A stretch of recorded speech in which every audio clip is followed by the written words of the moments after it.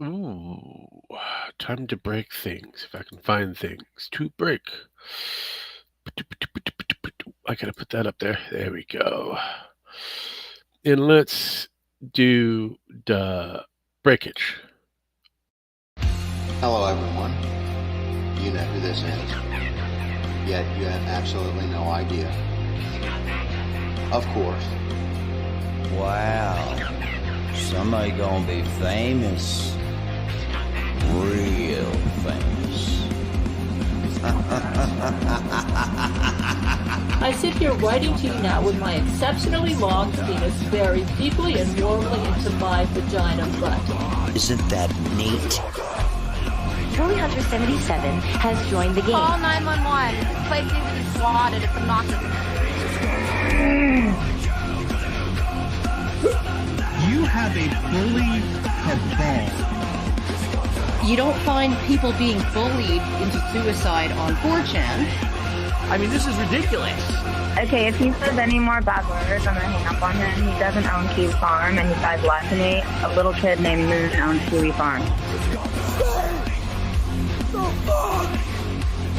How do they make this more and more epic every time? We'll defend ourselves. I'm sorry, I'm a soy-filled bitch and like videos. Aim. If we get Donald Trump just to tweet out, I mean, just a tweet that mentions the hashtag Gamergate, it doesn't necessarily matter how you use it. Man, the blue check marks are going to shit their fucking pants. It's 2019. I can't believe anybody believes in a spinning fucking ball of water. True. I bet you when Jim finds out, he's gonna just give me so much shit. One never knows when the homosexual is about. I've had over 1,000 rejections in real life, 2,000 rejections online, so that's 3,000 rejections total. I aim as well as possible. I aim for obese women, ideally ugly and obese. I would do anything just for a 300-pound ugly white girl. I said it's not even hot. You are not allowed to bring him to the hospital. No, you get no permission to fucking do it. You gotta be kidding. It's just like this declaration, right, of male dominance. Put that in your pipe. I definitely cheated on Super Mario with Sonic the Hedgehog. Stop doing this stuff. He's like the blue seductress who takes me out into the night and does wonderful things to me. Enough! Stop!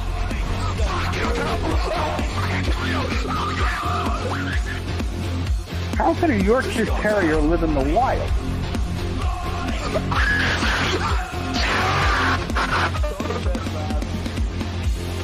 It's in plain sight, but you just don't see it. You know what I mean?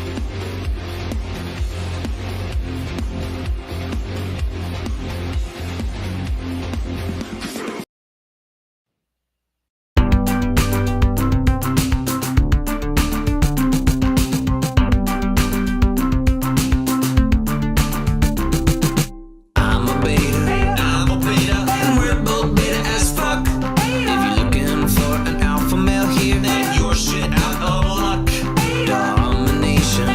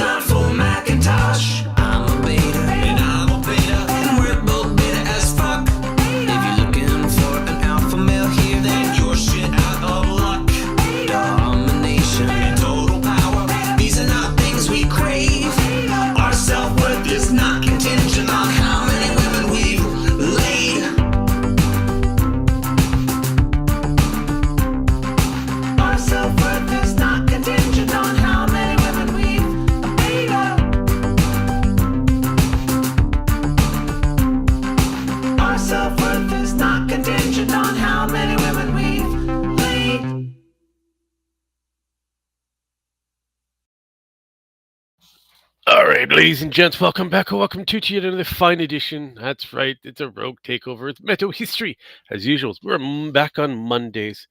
Things have happened as usual, but I have it ready to go. The double good. That's right. We're going back to 2013. I believe if I've done my math correctly, I believe it's March. Schmarch 20. So let's take a deep dive. Let's go in. Those who wish to become, come. Those who wish to not to participate will not participate. But it is me, you, and this. Susan Wilson finds out that mo money equals mo problems.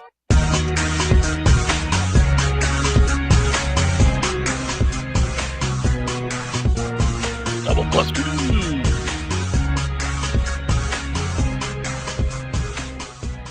So we've got two really interesting stories to start out with here that happened in the last half of March. No. The first one deals with PyCon 2013. PyCon 2013, for anybody who's unfamiliar, is a Python programming language convention. It's held for about a week in Santa Clara, California. It's a place that hobbyists, enthusiasts, people in the industry, in IT, they go to it. Donglegate. It's for people who enjoy the programming language. Not necessarily somewhere you'd find a layman or a novice, but somebody who's somewhat adept at using this, or who's related or somehow tangentially related to the tech industry would find themselves there. This year in attendance happened to be somebody by the name of Adria Richards. She worked for a company called SendGrid. Now, SendGrid is a company that's located in California. She was an employee of SendGrid, what you'd call, or what she described as, a technology evangelist, which is just a really nice way of putting a spin on a PR person. She does networking. She goes and meets people in the industry. She tries to get people enthused about using SendGrid and the related products and services. That's what she does. Technology evangelist is just some way of spinning your resume to make it look like you've done more than you actually have. But at its heart, it's a PR person. So she uses Twitter and Facebook and the internet, and she reaches out to different people in IT and she tries to get them interested. That's her job. So she was doing all these different conventions. Apparently, this is according to her. And PyCon happened to be the last one. I believe it was the fifth that she was going to be going to before she made her way back home. And so while attending at PyCon, she happened to be waiting for the next speaker up on stage who was going to give their presentation. And lo and behold, behind her, Commander Riker and Wesley Crusher made some comments that really upset her. Now, these two individuals, who you can see pictured here, now this picture actually showed up on her Twitter. We'll get to that. But these two individuals, the gentleman on the right and the left, were having a private conversation between themselves, and they were making some jokes. There's nothing untoward or unheard of. They were just joking around. They're dicking around. They're blowing off some steam. They're killing time. They're waiting for the next speaker to get up there. And they made a couple of jokes about things related to IT. One happened to be dongles, which is a funny word, and they were making some stupid, crude jokes about it. And the other was about forking repos. Again, these are both terms that people in IT would be familiar with. It's nothing that's weird. I mean, maybe you've not heard of these things before, but if you were a person in attendance at PyCon, I guarantee you'd know what they were talking about, and you'd get the jokes. Now, they may have been sexual in a nature, but they weren't sexist. That's a differentiation that's going to become important later on. So, Adria happened to be sitting in front of him. She heard this, or misheard this, and she became offended. She became upset. Now, this would be the point where anybody in a professional situation, whether it's at a convention or even at the office, who's had to deal with other people in a work environment, would take the mature route. They'd be diplomatic. This is what you do in a job. You have to relate to people that might be different than you are, that might have a different sensibility or sense of humor than you do. And as an adult, you have to be able to relate to them, especially as a technology evangelist. As somebody in her position, her self-described position, she needs to be able to approach all sorts of different people and to relate and communicate with them. Yeah, but she doesn't. This would have been the perfect opportunity for her to show off her skills. She could have turned around and said, excuse me, I found that offensive. Could you tone it down a little bit? Or could you hold off on the jokes? Or even she could have just turned around and said, stop it. I mean, she could have handled it a number of ways. I just want you to put yourself in her position. Imagine yourself at a convention or even in the office. Now, again, this isn't necessarily work, but I'm using the office place scenario because I think a lot of people can relate to that. No. But I want you to try to imagine yourself in a similar situation. Somebody makes an offhand comment, and you're offended from it for whatever reason. Now, let's say you decide not to go to HR, but to confront them. There are a number of ways to do this. I mean, everybody's been in a situation like this. This is something you've learned from junior high on upward. It's part of people skills. It's part of relating to other people. Now, instead of doing that, instead of saying, hey, could you cool it down, or hey, could you not make comments like that? It makes me uncomfortable, or I just don't think it's appropriate. She decided to be vindictive about it. She turns around, she smiles at the two gentlemen, and she snaps a picture. Now, this on its own wouldn't be a big deal, but what you have to know about Adria Richards is, again, in her position working for SendGrid, she knows a lot of people in the IT industry. Yeah. She happens to have a Twitter account that's related to her work account. Now, she identified as a SendGrid employee, she talked about SendGrid on the account, and she had tens of thousands of followers, I believe 13,000 to 14,000 at the time this happened. Now, these people who would be following her, more than likely would be following her because they've had some kind of relationship with her, or they worked for a company that interrelated with her or her company, and so this is kind of like a networked thing. This isn't like a normal Twitter account where it's just some random schmo that you're following. This is somebody related to the business that you're engaged in. Yeah. So she sent out a tweet to 13,000 people in the industry that these two gentlemen are in, and said, and let me just, I'll put the tweet itself up. It says, "Not cool, jokes about forking repos in a sexual way and big dongles right behind me at PyCon." And then she posts the picture, obviously. Right. Now, right off the bat, we have a few issues with this. This tweet she's sending out, if you take a look, it doesn't clearly identify who she's talking about. Now, later on, she'll go on in a blog post to explain specifically who she's talking about, and they'll, in turn, respond to her. But as it stands, this tweet identifies all of the people that you can see. Yep. Now, I can identify individually 1, 2, 3, 4, 5, 6, 7 people. 7 specific people that can be picked out outside of this mass of people that you can individually spot. Now, she doesn't differentiate who said what. She's just saying, look at these people making sexual jokes. Again, she's tweeting this out to 13,000 people in the industry. I mean, this is libelous if you ask me. Yeah, I mean, she's essentially slandering them. She's saying, oh my God, look at these people making these comments. Well, who are they? You're not identifying who. You're just saying behind you. All of these people are behind you. You know, that leads to sticky situations. And this plays into, I believe, one of the other reasons that SendGrid will react the way they will in the 24-hour cycle after this event. So she sends out this tweet, right? She smears these two guys and, frankly, all the other people sitting around them. And then she proceeds to contact PyCon staff.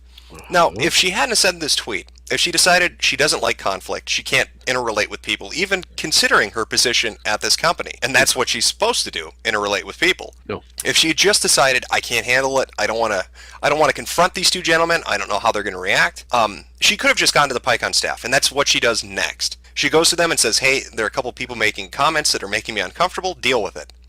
Now, the PyCon staff, the people she had talked to, pull these gentlemen aside, and they say, hey, we've received a complaint. Somebody was uncomfortable with some of the comments you were making, and they proceed to apologize. They say, you know what, we're sorry. It was a private conversation. We didn't intend to offend anybody. It wasn't targeted at anybody in particular. It was just a conversation between myself and the gentleman next to me. Mm-hmm. They offered up a sincere apology to her, and that's where it should have ended. No. Again, the first thing she should have done as an adult, and then secondly, as a person with the kind of position at a company that she has, is simply turn around and say, please, could you stop it?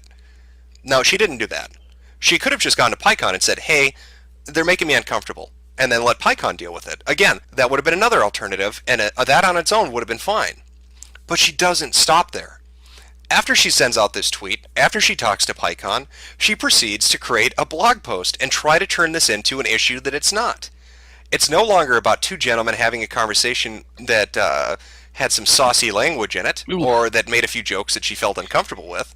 It now becomes a much larger issue. So she creates a blog post on her website, But You're a Girl is the name of it.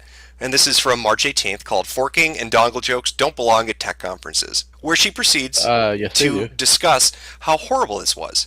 Now, the language she uses when she's talking about this sets herself up as a hero, which is very awkward. I mean, I've been around groups of people who've made comments that have made me uncomfortable, but I wouldn't consider myself being subjected to those conversations.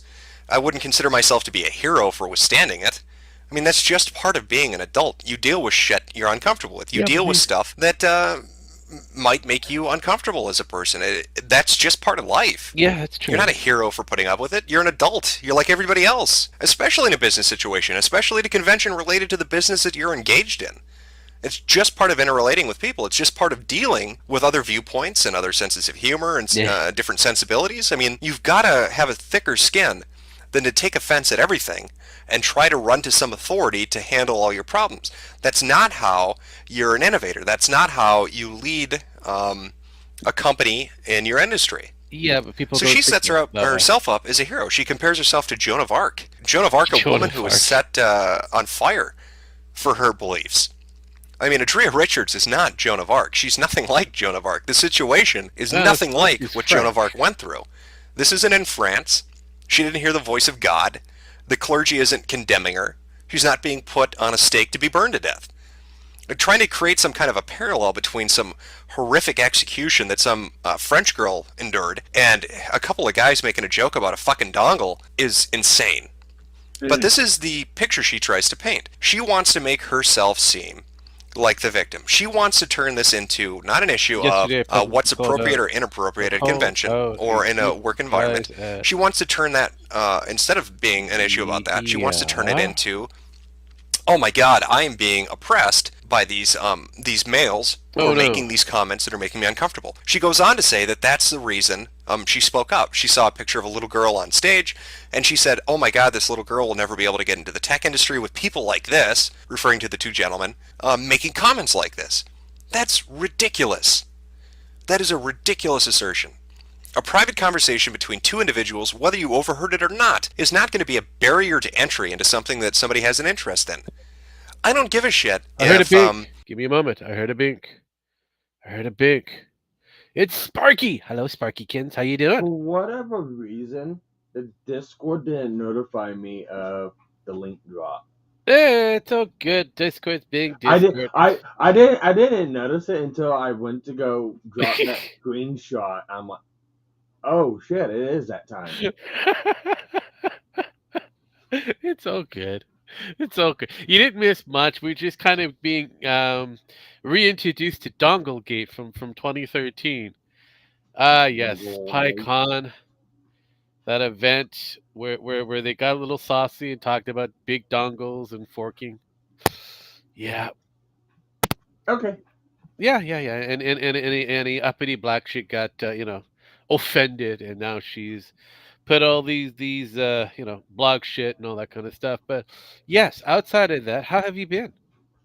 Oh, I've been watching Gator stream right now. He's going over the VNU VTuber Corporal dramas going on because they potentially committed fraud against one of their investors.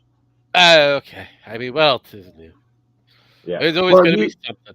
You tell me this is fraud. They had a leak, and one of their investors were getting cold feet because they are having like an entire generation of VTubers graduate. So to quell the investor, they moved the graduations a month ahead, so the investor can invest. Then they would graduate. Okay. So. And then there's a whole lot of other things that's going on behind the scenes on that one too. But yeah, but on a business kind. See, this is where I need to get more on the solid reasoning. You could say it's right now. We all know that a lot of these VTuber industries are trying to get as much investment in their actual coffers for whether they're big South businesses Korea or whatever. But yeah, this is South Korea. I believe. Again, they still need it in the coffers, but highly illegal over there. Yeah. It all depends on where we are. I mean, if it is considerably illegal in Korea, then it's considerably illegal in Korea. But till law is informed or has gotten themselves busied in there, I really can't. It's the same thing like where people are getting the pitchforks and whatever against whatever VTuber for whatever fucking reason that they might be a lollytuber or something like that. Well, until a crime has actually been truly committed and they're going to a legal case, basically we're just kind of clutching a pearl at the moment. Well, it's not really clutching pearls. It's a company that's done a lot of bad actions. Like one of the talents that graduated, they charged her $400,000 for her model and equipment. Okay. So I would have to see the black and white. I mean, if it's in the fine print somewhere, then yeah, it would still have to be argued in a court. But at this point, if somebody, this is the problem when people take the deals.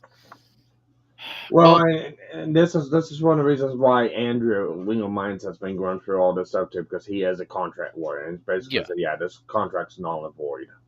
yeah. So, and then that's basically, I mean, if he's taking the case and going there and doing it, yeah, sure. Yeah, he's actually one that dropped the leaks of this too. Uh, So there's a gratitude truth behind this. But I've been watching that in the background. But we're on to here now. yeah, I mean, right now, I mean, like I said, you been catching on the DSP, Rich, Review Tech, Well, did ongoing you not? feud. Well, I don't know about that, but did you not see the thing I dropped in the back I office? saw the thing that you dropped, and then you magically appeared. And wait, I gotta stop. I heard a pink. Yeah. The funny thing is it's a one-sided feud. Rich has this boner on DSP for whatever reason. He's hoping Well, that. he's always had that. So it's one-sided in DSP. Rich, Phil, like it or not. Rich, Funny thing is Rich. Hang on. Rich actually donates under the assume name to Phil to try to own him, and Phil takes all of that abuse and the money and calls it a day. he gave someone your elonging and hate money that doesn't Yep, really care for your opinion. pretty much. He okay. There was one that he donated. He like donated $5 about that shirt shows off your tipples. Like he does all the time. He doesn't even wear a shirt nor to show off his tipples. Yeah, but it's like Rich from Review Tech is just a fat homosexual man stuck in the closet craving that DSP cock. That's all Uh, he is. oh yeah, definitely. Oh, and now he's gonna get a what is it, a video game cover of Castlevania, but instead of Dracula solid, it will be Dracula with Phil's excuse me, with Phil's face on it. So it'll be Dark Side Philia, I guess, and it's going to be on the left cheek of his ass. Yeah, I don't get the DSP hate. like I I mean, said, there's a lot of people that like to take up rent in people's spaces, and I kind of go, whatever. I'm just here to watch the insanity. I'm sitting there going like, look, fine, you can make fun of the guy. It's like whatever. You can laugh at him playing video games very, very, very fucking poorly. It's Yes. whatever. It's like, are you gonna go, a log electroshock go boom?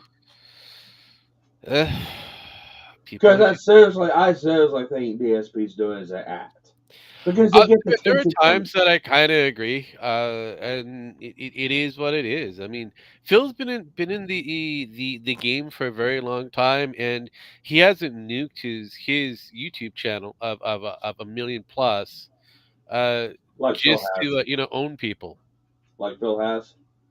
like Rich has. Yes, like Yeah, good old Dicky not Ricky. Phil, Rich, like Rich has. Yeah. Yes, like Rich has. I'm Yes, sorry, the two fat men. What do you want me to do? One I slightly know. more fat than the other one. They both have mustaches. That is true. They do have that, but one has at least a solid career, and he actually lives in his house. The other one lives in the basement of his parents' house.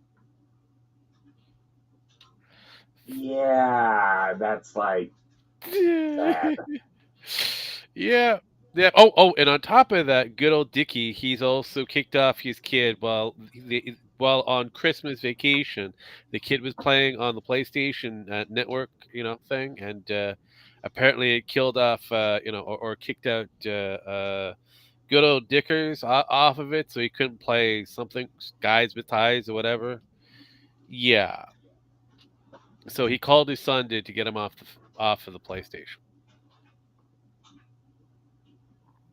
Yeah, gotta love that. But anywho, Yeah, second account. yeah, you would think, but the guy is guy has a hate boner.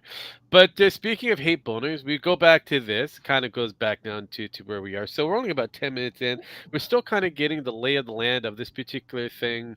If you haven't bear witness, many moons ago of March of 2013, good smart weather.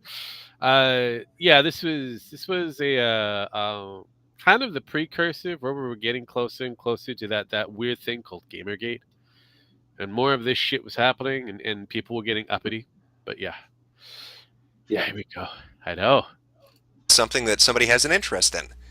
I don't give a shit if some hobby or some interest that I have has a group of people related to it that make comments that make me uncomfortable. I'm interested in the hobby, not in those people. To say that a girl has such thin skin that she couldn't possibly go into the tech industry because she heard an offensive comment belittles women. It's saying that women are different than men, that there really isn't parity, that there isn't equality, that women are different and need to be coddled and need to be protected. Well, they do. That's ridiculous. That's anti-feminism. That's anti-egalitarian. The argument she's setting up is, oh my God, poor me, I need to be coddled, I need to be protected. So as a result of all of this, as a result of her putting up this blog post and these pictures and these tweets, one of the individuals gets fired. Now they get fired from a company that basically releases a statement that they don't condone what this employee said. This gentleman happens to have 3 children. Oof. You know, he's got a family he's supporting.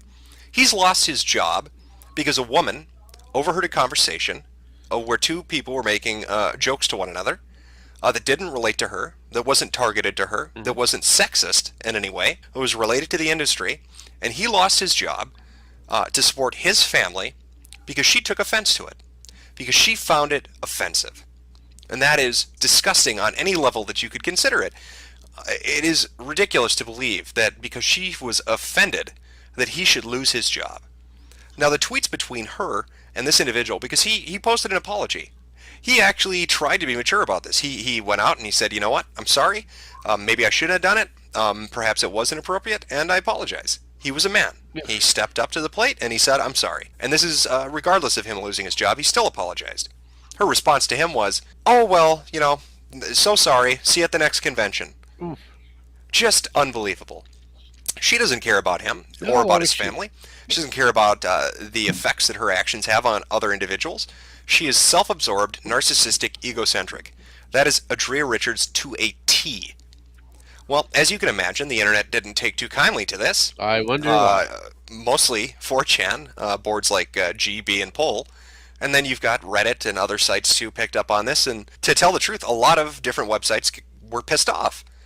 And it wasn't just the user base at these websites. An interesting thing that began to happen was different women in the IT industry themselves took offense to this. They said, what you've done is set us back. You've portrayed the image that women are weak, that they're oversensitive, that they're going to tattle on you the second they become offended about something. And that hurts us because... Well, especially if they're black. In this case, it was a black woman. Oh, God. The next time I, as a woman, go for an interview to get a job in the IT industry, they're not going to look at my resume or my skills or who I am as a person. They're going to think of this story. They're going to think of Adria Richards. And they're going to think, I don't want a person who's going to be oversensitive and hear something and get offended by it and go to HR or go to a news station or just go off the deep end and create an issue where there isn't one and not handle it in an adult way. So multiple websites get upset and they begin digging through her history, and they find some very interesting things related to Adria Richards. Namely, again, this comes back to this Twitter. I find I'll be less impressed that she's a thought on the internet. No. What are those things? Account she was using. This tweet.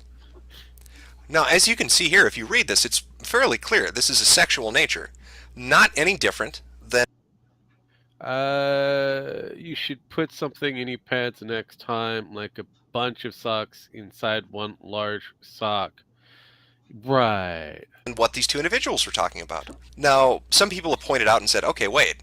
All right, so she made a sexual comment about putting socks in your pants, obviously related to how endowed a male is, and making a TSA agent faint. But the difference is she's on Twitter, and these two were at a convention, right? And they're there because it's work-related, and she's just on her Twitter doing her own thing. Again, a key point here to remember, is this Twitter is related to her work. Yeah. Her line of work uses this Twitter account. So it is like she's at work. She had SendGrid listed up there. She talked about being a technology evangelist. She sent out business-related tweets. This isn't a segregated private Twitter. This is her official work Twitter. That's the difference. They are related.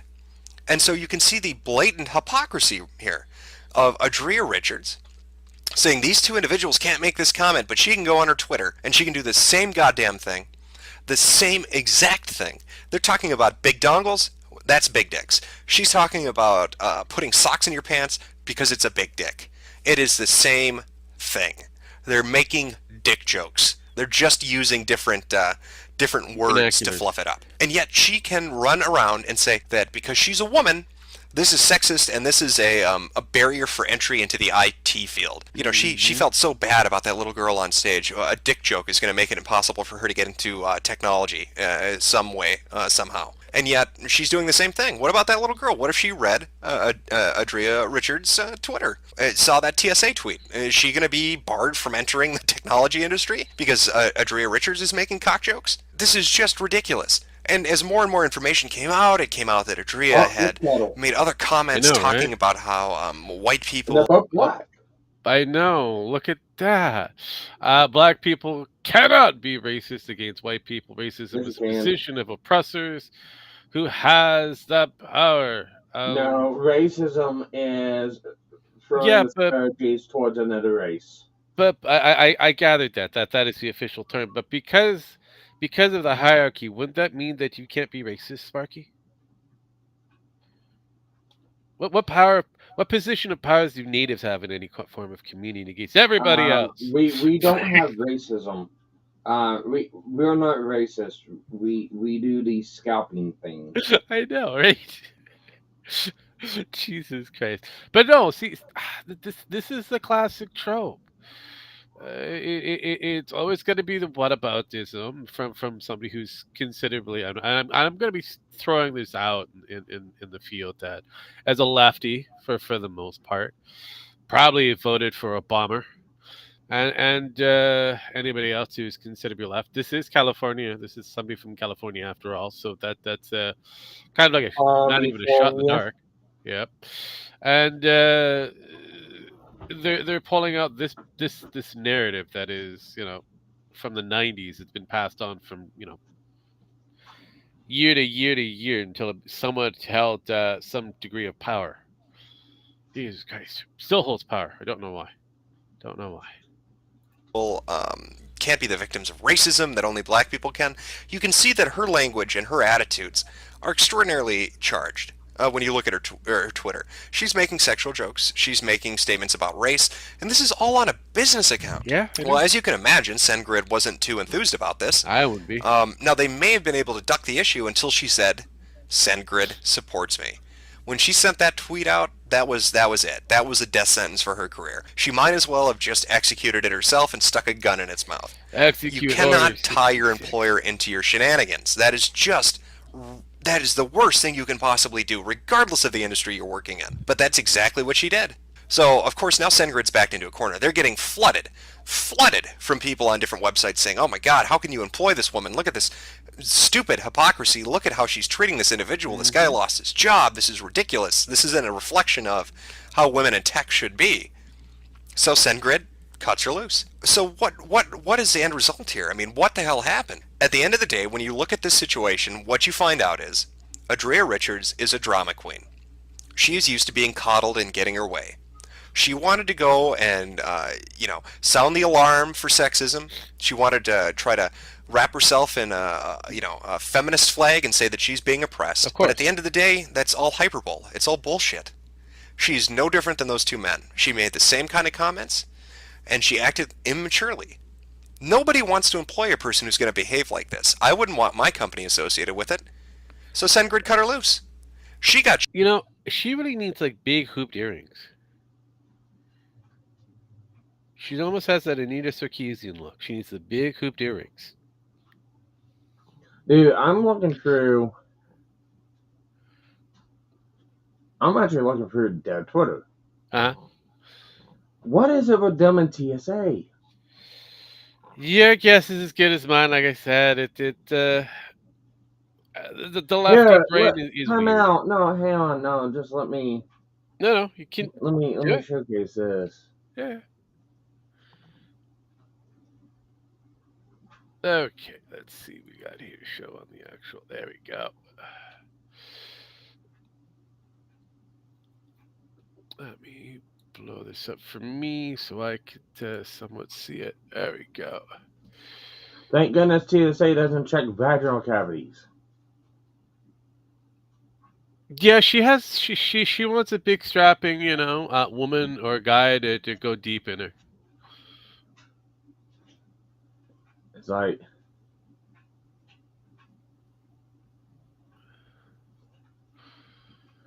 I mean, TSA had me take off my scarf. What kind of hijacking device can I store on my neck? Not necessarily in your neck, but you could strangle somebody with it.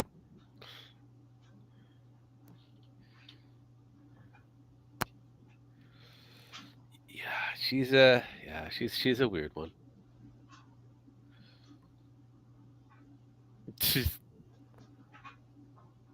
That much I could say about her. She's definitely a weird one. It's like I would continue to sneak 4-ounce bottles through and not have my full name on an airline ticket. Oh wait, what? Why? I don't know. Went through the TSA X-ray scanner and felt totally gross. Fingertips were tingling.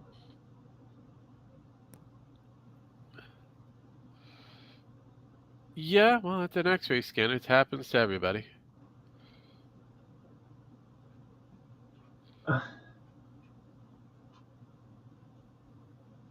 Yeah, she really has a weird fascination with the TSA. Well, luckily, last post was September 4th, 2016. Yeah, well, luckily for that, yeah. Well, I think she probably blue skied it, or maybe she's one This of is those people that went over. 2016. No, I know. So we had the Mastodon. She probably, like I said, she probably eventually migrated somewhere. They all do over time. They all do. How do I? Okay, okay, okay. What happened to my? Oh, stop sharing. There. Okay, what happened? There we go. There we go. Let's do that. There we go. All right, I fixed my shit. Things got weird. Things got weird. There we go. But yeah, no, she's got the Anita kind of Sarkeesian facials going on here. She needs the big hooped earrings, and she'll pass for a very colorful Armenian. But it is what it is. Crazy, just crazy. Shit canned. I mean, her own actions led to her being fired. Now, if that was the only thing that happened, this would be comical. But again, this guy lost his job. That is fucking ridiculous. I want you to think of yourself being at a convention, having a quiet, private conversation, whispering something to the person sitting next to you, regardless of if that person's a man or a woman or black or white, it doesn't matter. But then having somebody overhear that and not engaging you as a fucking person, not talking to you like you're an adult, instead running to tattle to the teacher. Yeah. Oh, you said a bad word. I'm going to go tell Miss Johnson on you. I mean, that's what this woman did. And that was the event of PyCon 2013. I mean, it's a story of two people getting fired because one person wanted to act like a child. Nah. It's another example of the overreach of these radical feminists who try to turn everything into an issue of oppression. It was a sexual joke, a private sexual joke. Maybe not appropriate, maybe it was appropriate, who knows. She should have just been an adult. She should have turned around and said, stop it, or she should have just talked to PyCon on its own. But she wanted to be vindictive about it. She wanted to try to shame these people. She wanted to make herself a hero in a situation that didn't call for a hero. She wanted to turn this into something about patriarchy and misogyny. And in the end, she ended up getting herself fired. I mean, that's the internet and the mob mentality is a double-edged sword. It's a and hell she of a learned drag. that the hard way. So let's move on from the events of PyCon 2013 and Andrea Richards and talk about Susan Wilson. Ooh, Now, Susan Wilson was the mother of Mackenzie Wilson, a 9-year-old girl who had a Kickstarter that drew a bit of ire from the internet. The Kickstarter in question, and it's still up and you can take a look at this, is 9-year-old building an RPG to prove her brothers wrong. Its intended goal was to send Mackenzie to a game development camp. Now, the camp in question isn't anything too technologically advanced. We're not talking about high-level programming. This is more along the lines of RPG Maker. I have if I remember this went terribly wrong. I don't think she ever made the game either. The kids go in, it's a 3 to 4 day event, they learn a little bit about programming and how game development works, and at the end of the week, once it's run its course, they maybe have something to bring back home to show the family. Now, the initial goal that was listed on the Kickstarter was $829. That in itself isn't where the controversy comes from. The controversy itself actually centers around Susan Wilson, not her daughter Mackenzie. When you first hear about a Kickstarter like this, you think, oh, that's great, a kid wants to learn about game development, I don't see any problem with it. However, when you actually go to the Kickstarter page and you see the narrative that's been presented, and it's important too to remember that Mackenzie, being 9 years old, couldn't start the Kickstarter. Correct. She actually had to have an adult consent and set up the account and set up the web page itself, what you'd expect. And so obviously the mother would step in and help her set it up and probably write it as well. That's where it starts to get kind of weird.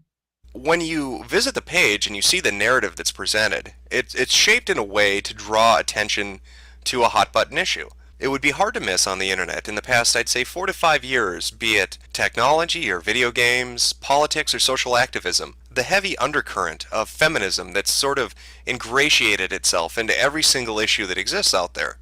Now, Susan Wilson, when she was... That shirt says, I think I'm a lesbian.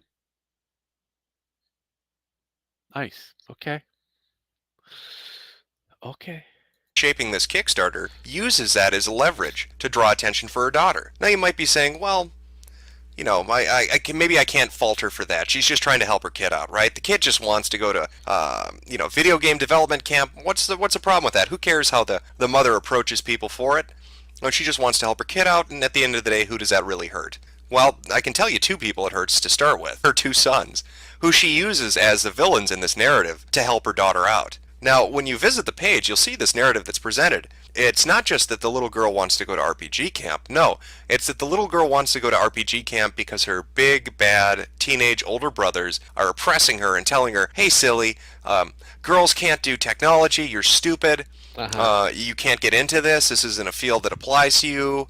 And so this little girl is going to prove them wrong by earning the money herself and then going off and going to RPG camp. But the truth of the matter is, and I mean really, when we're talking about Kickstarter, it's not even that she's raising the money. Let's be honest here, you're begging for it. And that's what Kickstarter essentially is. It's a formal way of begging people for money. But this story that she presents, I mean, even from the onset, when you first go to the page, the first thing you're going to notice below the title itself is the picture. Here's this, little girl on the left versus her douchebag older brothers. One's shirtless and the other's got a shit-eating grin on his face, and oh boy, I bet they hate that little girl. Of course, one of the awkward things is the first picture you see of these 2 boys, one of them's wearing a shirt that says, I think I'm a lesbian. Now that's crazy on its own. But that again goes into who Susan Wilson is, and we'll touch on that a little bit later. But I mean, even the tagline that's presented for this, it says right off the start, mean older brothers say she can't, so my daughter's proving them wrong by building her own RPG and paying for it. She set this up, and really it's from here on out that things begin to get a little weird. This goes beyond just a kid wanting to go to RPG camp. Susan Wilson has crafted this to appeal to the most amount of people possible using a hot button issue, feminism. It's everywhere. It's infiltrated everything. We just talked about Adria Richards, and you can see how that played a pivotal role in the events that surrounded her. So here's Susan Wilson, a self-described entrepreneur, who's going to try to use it to raise as much cash as she can. And again, you're saying, well, I thought she was just sending her daughter to RPG camp. What's the problem? Well, the initial stated goal was $829. The current money raised as of this date is over $33,000. And even when you're looking at the pledge amounts, this is where it starts to get a little weird. You'd figure, okay, well, if you have an initial stated goal of $800 or $829, you'd have a couple of different pledge orders. And for those who don't know how Kickstarter works, essentially somebody puts forward an idea, and you can decide if you want to donate to it. And if you do donate to it, they have what they call pledge levels. So if you give $5 or $10 or $20, you get something back in return. Now they'll structure this so the least amount of money will get you the smallest thing, and the highest amount of money will get you something, more spectacular. So if it were a video game, for instance, and you donated, let's say, 20... I'm looking at shirts. then mouse pads and a few other different things. Okay. She was selling products. Nice. $25. You might get a digital copy of the game when it's released. But if you say donated, I don't know, $1,000, you'd be at a higher pledge level, and you'd probably get your name in the credits. So that's kind of the give and take of how this is structured. So when people give money, they get something in return. Now that's not a guarantee the project will be completed. However, it's some kind of an assurance that, hey, if you give me money and help me out on this thing, I'm going to give you something in return. So okay, the initial stated goal is let's send her to RPG camp. So what are the pledge levels? Well, the first couple are, she'll thank you. And the game's credits. $5, you'll get thing. $10, you'll receive a copy of any game that she happens to make. $15, and it goes on and on. $25, a deluxe mouse pad and the game. So the basic kind of bundles that you would expect.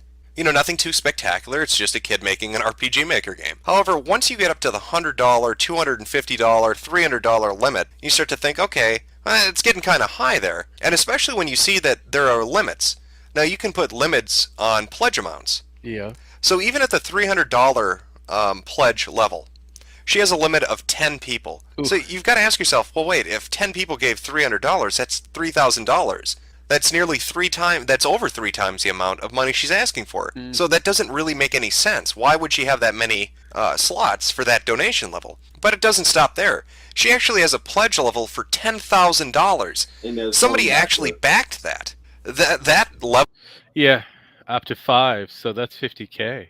Jeez. I love the grift. I love it.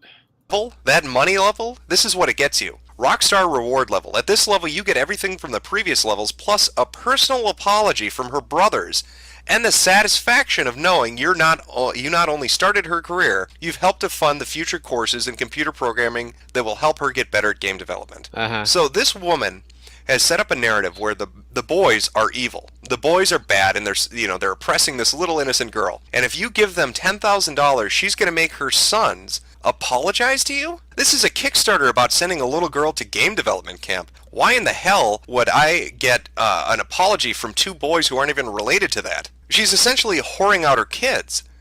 You pay me money, and I'll make my kids do something for you. It has a very sick feeling to it. I mean, she's already painted them as villains. Hmm? Was Here Come Honey Boo Boo a thing at this time, or was that later on? I think that would have been later on, or I think it would be kind of within 2013. 2013. I think it might have been within the same time frame. Let's find out. A&E.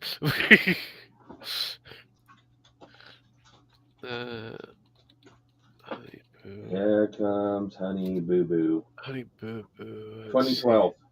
Okay, so that would be before. Yeah, you're right. Well, okay. Again, within. Yeah. That is wild. But yeah, I know it predates John Benet Ramsey. I know that. So the exploitation of children. It's a thing. Yep, it is a thing. My only question is, did the boys know about this? And if they did they get a little cut in the pie for this? I doubt it, but it is what it is. And now she's going to punish them even more by making them apologize to a complete stranger just because that stranger paid? Yep, what kind of impact does that have on a kid, regardless of if they're a teenager or a boy or a girl? What kind of parent does that? And so it's things like this that I think drew attention to this kind of a Kickstarter. It's this fake narrative, this girl power, feminist idea that was thrown out there. And we'll show those boys, and we're going to make those boys apologize. And it just comes off as very shallow and very vapid, and it comes off as a woman looking to do whatever she can to raise money. Well, this, again, plays into who Susan Wilson is.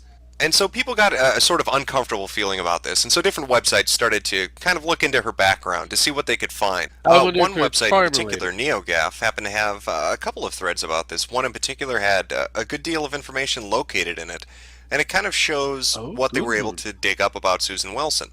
So what exactly did they find? Well, they found out quite a bit of interesting information about Susan Wilson.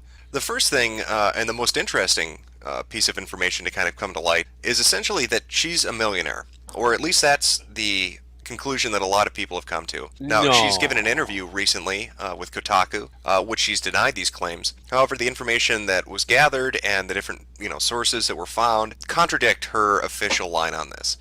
So where exactly is this contradiction coming from? Well, one of the pieces of information found was the Judgment Group, of which Susan Wilson is the founder and CEO. An interesting fact about Susan Wilson and the Judgment Group itself is that she was named in Fortune's list of the top 10 most powerful female entrepreneurs. Now, this is Fortune that's listing this. This isn't some random blog. This isn't some accolade from some unsourced place. It's Fortune that's saying that she is a powerful female entrepreneur. Another piece of information that came to light was in regards to the selling of a domain. Basically, in the early 2000s, Kinkos.com was registered with her and a group that she was associated with, and it was later sold to Kinkos itself. And some of the sums that have been thrown out there seem exorbitant, and it's hard to believe. One of the numbers was 100 million. Even myself, I'm slightly incredulous about the idea that she would have gotten $100 million for a simple domain name. But, if you think a few $1,000,000, that's not so out of the ballpark. It's obvious that she was making money and running successful businesses for quite some time, for the last decade. So it seems obvious that Susan Wilson is a capable entrepreneur. She's made money. This, as you can imagine, pissed off a lot of people. I mean, here's a woman who seemingly has a vast amount of capital, who is using Kickstarter for her daughter for an $829 trip, when it would seem that she could easily afford that. Why would she be using Kickstarter in this way? It just doesn't make sense. She has the money. Why use Kickstarter? Well, this is where people begin to piece together their own narrative on what exactly is going on here. Susan Wilson has made comments in the past regarding crowdsourcing, and saying that there were flaws with it, and saying that it could, be easily scammed, and she didn't see a real value to it. The opinion that a lot of people have come to is she decided that, you can actually make a lot of money doing crowdsourcing. In fact, she's right. You can scam it. And so it seems that she's doing just that. In fact, this isn't the first project that Susan Wilson has put forward. She's had a couple on multiple sites. She ran one on Indiegogo called Girls Afraid of Money, $20 Experiment Continued. That had a stated goal of $10,000. She only raised $1960 on it. And more interestingly was the Cape Project. Now, the Cape Project was one that was completely unsuccessful. It had a goal stated of $20,000. It ended up getting, I believe, 6 backers, around $400. It came in well short. One of the more striking things about the Cape Project Kickstarter, and this is the one that preceded Mackenzie's RPG Maker Camp one, is the video that's attached to it. When you read through the Kickstarter itself, it says, "Who hasn't wished they could fly custom superhero capes, personalized, exquisitely crafted, handmade by U.S. veteran family business?" Right. When you watch the video that's actually attached on the page, you come to the conclusion that these aren't fucking capes. These look like Target-grade beach towels that these kids have wrapped around their neck. Now, she's actually gone to the point of saying she's going to have veterans' families handcraft you capes. And when you look at these things, I implore you to go look at the video yourself. When you look at these things, these are not handcrafted capes. These weren't made by a veteran's family. These are cheap knockoff towels, probably made in China by some sweatshop worker who's making 5 cents an hour. And yet she's going to try to exploit people and put into the Kickstarter that, you're supporting a veteran family. I mean, it's simply outrageous when you really think about it, that she would go to the point of trying to appeal to people by saying that she's supporting veterans and their families, pull on their heartstrings and say, "Oh, geez, these are made by a U.S. veteran family. Don't you support America? Don't you support our troops?"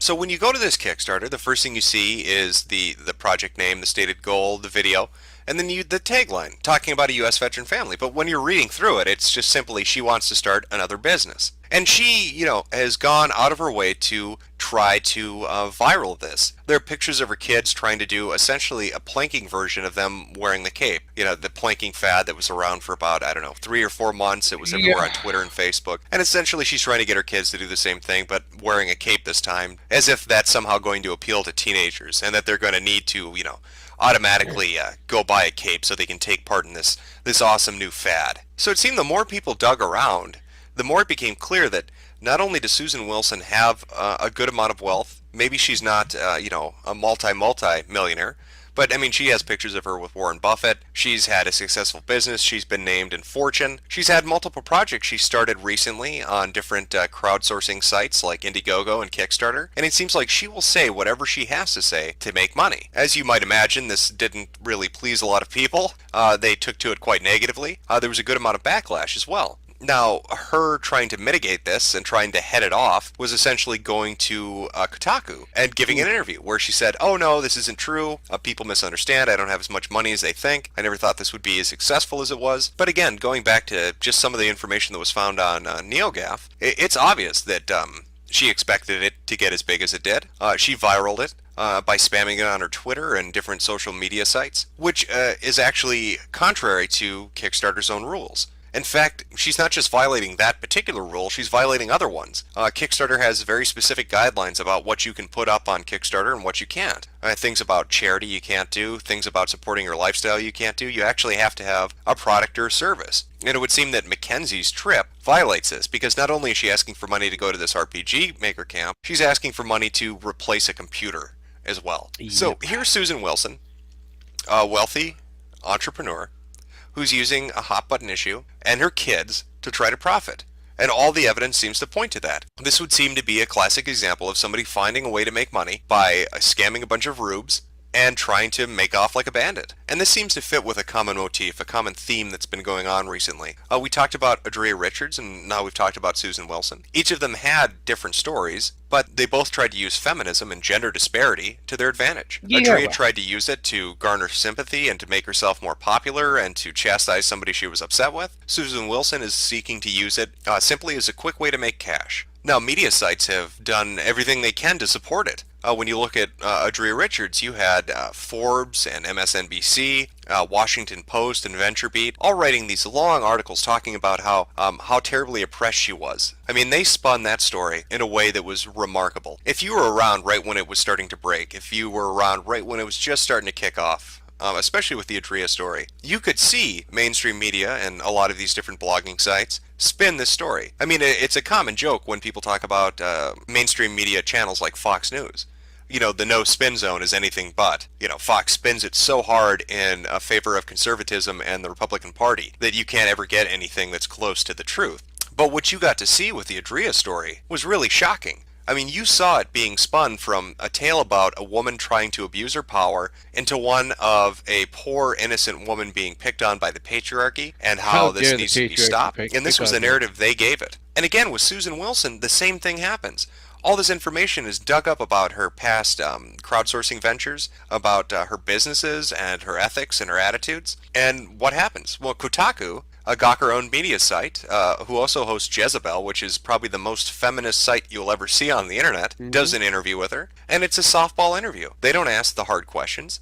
They don't confront her about any of the information found. It's essentially them kowtowing to her and letting her put out an appeal to say, oh, you know, this was a mistake. You don't understand, and I wasn't really trying to scam anybody. And they allowed this story to be put out. They didn't do any actual investigation. And Kotaku itself actually is a very good example of this trend that's recently happened, not just in covering this sort of thing, but in excusing this sort of behavior. Kotaku, over the last 2 years, has progressively become more and more leftist, more and more hardline feminist in their presentation of articles, which is extraordinarily awkward when you consider it's a video game blog. It's a site about gaming. But if you were to read any of the articles by Patricia Hernandez or Tina Amin, you would see that this site is anything but gaming. They talk about the patriarchy, they talk about white male privilege, about rape culture. It's very awkward. It's just very out of place. And so it's not surprising that Kotaku would be so forgiving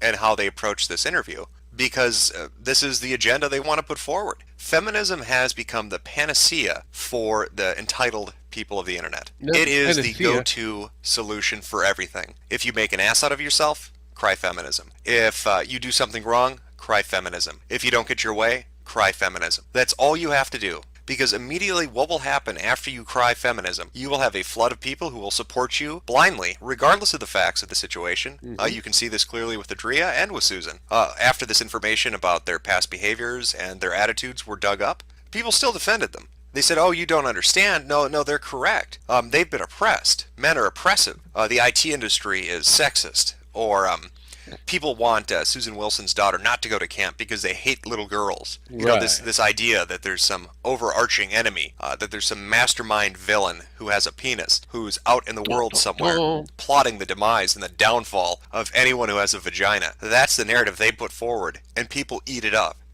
So sites like Kotaku and certain authors on Forbes and MSNBC and all these others, they go along with it. It gives them views, and it supports the agenda they're putting forward. And really, it's just disgusting. It's disgusting that this has become acceptable. When you look at actual women's activists, people who really fought for actual issues. We're talking actual, parity between the genders. We're talking about actual equal rights and civil rights. People who put their lives on the lines and their reputations and their professions on the lines. It's a dishonor. It does them a disservice to abuse something that they worked so hard for.